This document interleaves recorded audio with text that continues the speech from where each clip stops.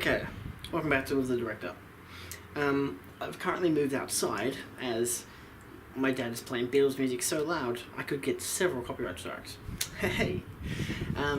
So yeah, I figured to make it more talking about the adventure, I figured we'll make it an adventure and go outside. There might be contrast issues, just saying. So yeah, the adventure.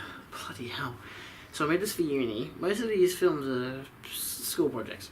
So I made this for uni. It was only meant to be 3 minutes long, I think. Like, oh yeah, let's make a 3-minute long short film. You can make great stuff in 3 minutes. Well, it was meant to be like 3 to 5 minutes, but still, I think I tried to bribe my teacher by pretty much bribe as in as a joke, because, you know, him and I both watched Twin Peaks: The Return, and that was very long episodes, very slow-paced episodes, and I'm like, hey, longer the better. He still criticised my work on it, aka he marked me down because of how long the film was. I don't care, I love the film. And I hated making it. So there's not really much to add in terms of what you see in the film. All the glitches are intentional, except for that one glitch where all the sound jumps out. That whole entire thing was not intentional, but it was pretty much perfect, and nobody noticed that it was not intentional. Because like every other glitch I designed, particularly like all the visual glitches and stuff, the sound glitches when it walks across the screen. The creatures were all made by a nice girl called Tiffany. Her credits, I mean, all the appropriate credits are in the end of the film, but Tiffany made the creatures. The first creature you discover is actually one of the draft creatures she made, but of course I still paid for it because I commissioned her, and so I ended up using that one creature to make it look like a really shitty draft creature, like for the game, which was the intended effect. Creature still looks great, but yeah. The final creature, Nanog, totally not Ganon backwards, was also designed by her. That was one of the 4 designs she made, and I thought it was just a really cool ass design that looked like it would be a boss kind of battle. So I got her to make the 4 different versions that you see it jump between, with like hands on his hips, and it's like hands are like up and then up and whatever the crap. It's clapping, I think, at one stage. I don't know, it's kind of weird. But I really liked it. All the vocal sound effects for the creatures were done by Jax, who I worked with. He was in my uni course, but he was away the week that we were assigning the teams, and I chose to do it solo. And he was like, hey Julian, you know, we've been working together this whole semester, how about working this film? And I was kind of like, okay, well, I've already got the idea and the script and everything, I don't really know how you can work on it.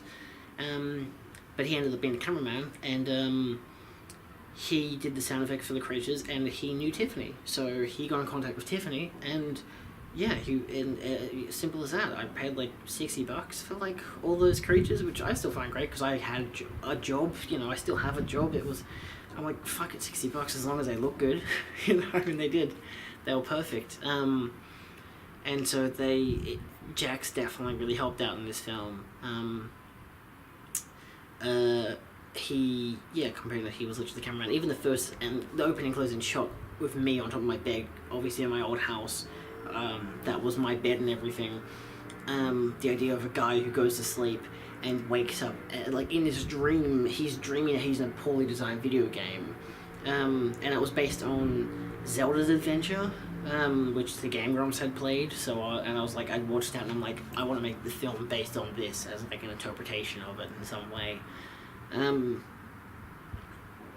so,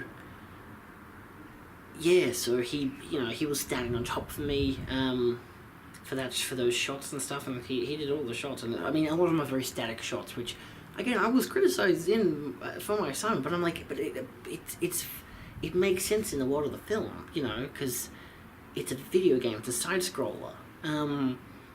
My brother did the sword graphic, which is cool, and that little like kind of halo thing that comes around it is actually like a PNG I just downloaded online. All the music was done by Anna Yu, who I've collaborated with previously. She was Willow in Don't Starve, and has been in multiple other projects I've done, and is a great person. I was really happy to work with her again, and I was just like, hey, can you do this music for me? Are you able to? Because we're good friends, I didn't have to commission her, which was great.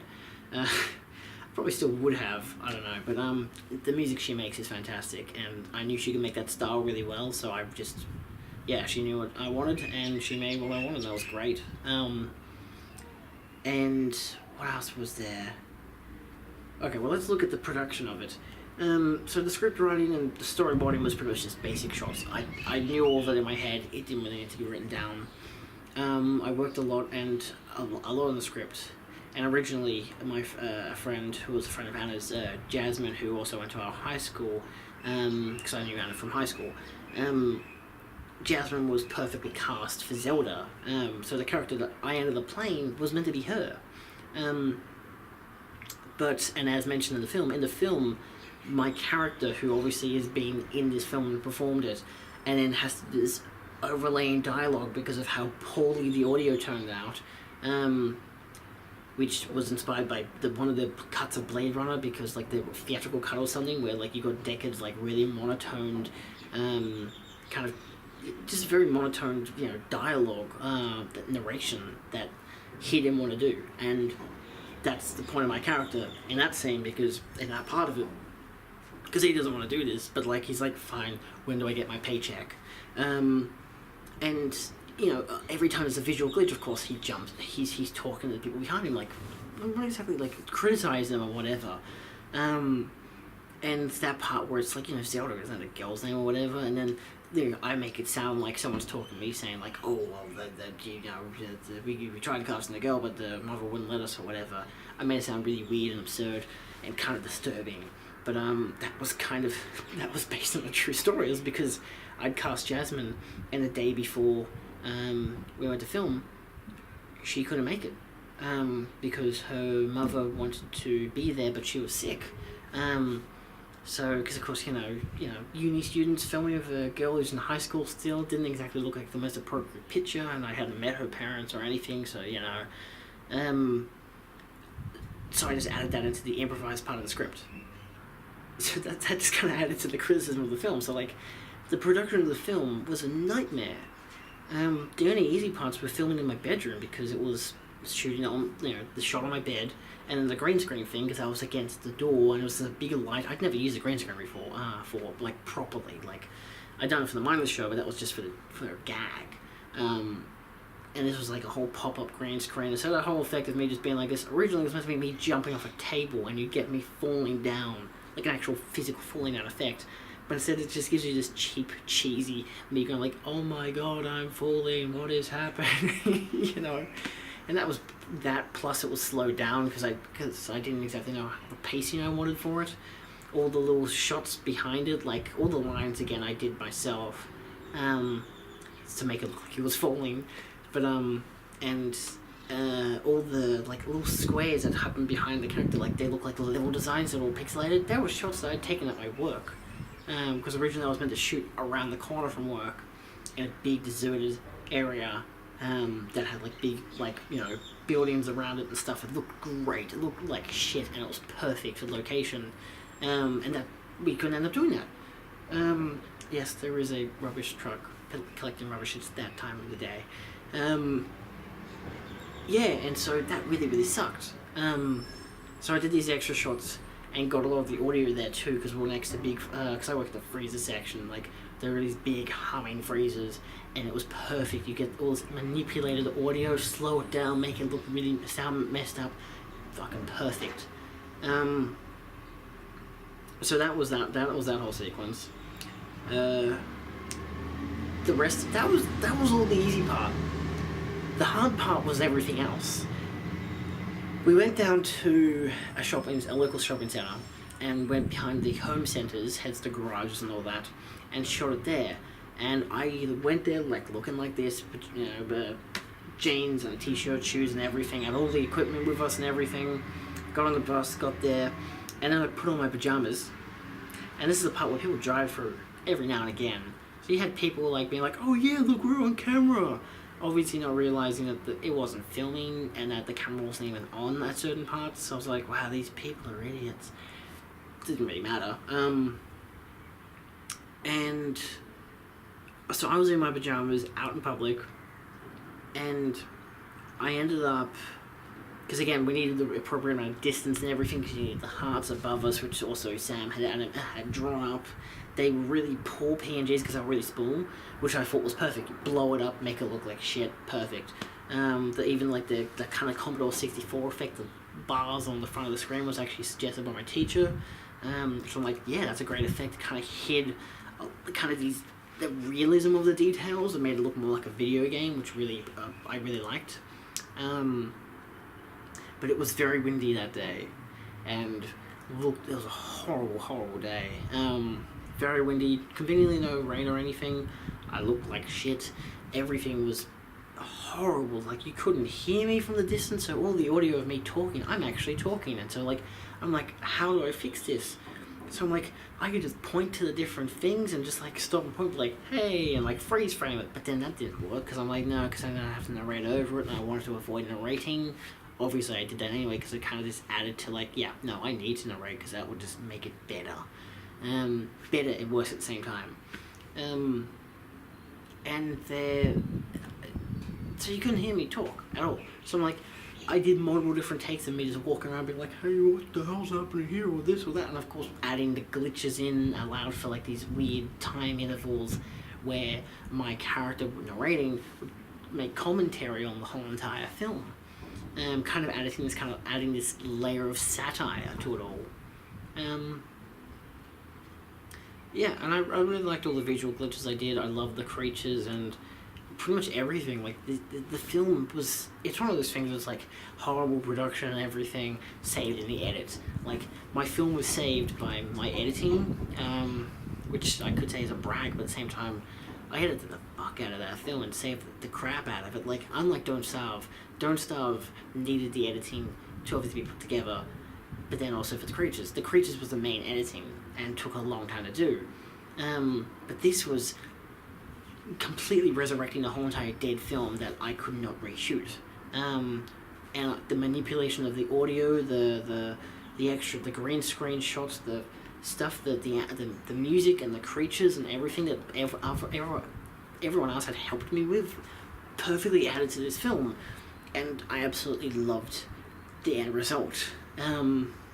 I even watching it now, I'm like, it looks great, it sounds great, everything about it is the perfect example of what I would make of a horrible film, or of a film that's criticizing horrible video games. Like, it's also meant to be a criticism of like straight, like, you know, like not straight to DVD movies, you know, video game adaptations into movies. Like, it's like, this isn't even from a straight video game, even though but it's inspired by it, and even that is just kind of like, you know, it doesn't really work.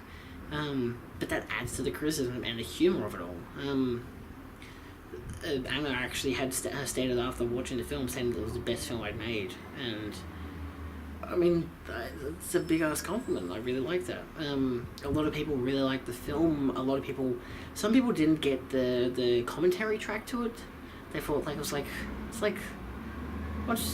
they didn't understand that like I was trying to make something seem as bad as possible, when I also was making it look as good as possible. Like, yeah, some people just didn't catch on to that. They didn't get the kind of Blade Runner, like that kind of Blade Runner-esque. Well, because again, with Blade Runner, like, people watch like the director's or final cut. They don't watch the theatrical cut because you can't get the theatrical cut. So, you know, it wasn't like I was trying to pull out a reference out of my ass. I was like, no, that's what inspired me to make it like I did, because of how bad the production had been. Of course, that was unlike the actual original Blade Runner, but still, it was like, yeah. But yeah, no, I really liked it. I liked even the ending. The ending, of course, being, we shot multiple different takes of me doing the exact same thing. The big one, of course, was me getting in and being like, where the hell am I now? I've just fallen through this broken game into this final boss battle level with Comic Sans Nanog, and I just picked up a rock, which was actually concrete, and I just throw it at nothing, and it turns out, no, there's actually a creature there, the creature blows up, whatever, and I persevere for a little bit, like, was that it? Seriously? That's oh, okay then. And I just walk through, and then it replays as if I didn't even know that, and it keeps on going. And that's the idea. The idea is that he's not just the fact that this guy is stuck, is in this dream of being in the bad video game, but also the fact that it's so repetitive, and it, like, you know, zooms out and you see all these different versions of the level being replayed over and over. One of them, the middle one, nothing happens. I just spawned there, and I'm like, okay, and just keeps walking. And one of them as well, which you actually see twice, because we didn't have that many shots. We had maybe 7 different shots, so it didn't really make up the full 9 that I wanted. Where you've got the cyclists coming through. I didn't even know that they were there, so that being them coming through was just like, I'm just walking like, oh, there's, you know, no Ganon here or whatever the crap, and I keep walking, and all of a sudden these cyclists just walk past. I'm just going like, what the hell? And I just start laughing and just continue walking. I'm like, I you know, it could have been a blooper, but instead I just left it in the film because it was kind of emphasizes on how the production was just not great, and nothing was really perfect about it. Everything after shooting was perfect. Everything before it was pretty shit, except for the script. Mostly because I knew what the idea was. I knew how I wanted to take it, and everything. But yeah, that last one was hard to do because, of course, you had the whole box of all 9 of them, and I had to do that and render that into an actual piece of footage, and then put that in, and then have it just start sliding across. Like, that was really tricky to make because it really dealt with my processor on my laptop at the time. Camtasia's not great to edit on. Again, I was still using Camtasia then. I only started using Premiere as of 2018, so yeah. But yeah, no, I still think it's one of I still think it probably is actually my best film. I really, really like it. I still find it just mesmerizing for how, not how good it is, but how good and bad it is at the same time. So yeah, so like how I can look back at Don't Starve and be like, I understand all the technical flaws and stuff in this film, but to see how I've gone from that to this film, I like the difference. Yeah. So yeah, if you've enjoyed this with the director, thanks for watching, I guess, obviously, duh. Feel free to like, share, and subscribe for more. You can watch the original, like the adventure somewhere on screen. There's more with the director. I'll be shooting about more different films later, probably not today. I want to go watch a film now. Yeah, and there's more with the director, more short films, everything. Go ahead and take a look at it all. See you next time. It is a nice day, though. It's a nice day. Bye.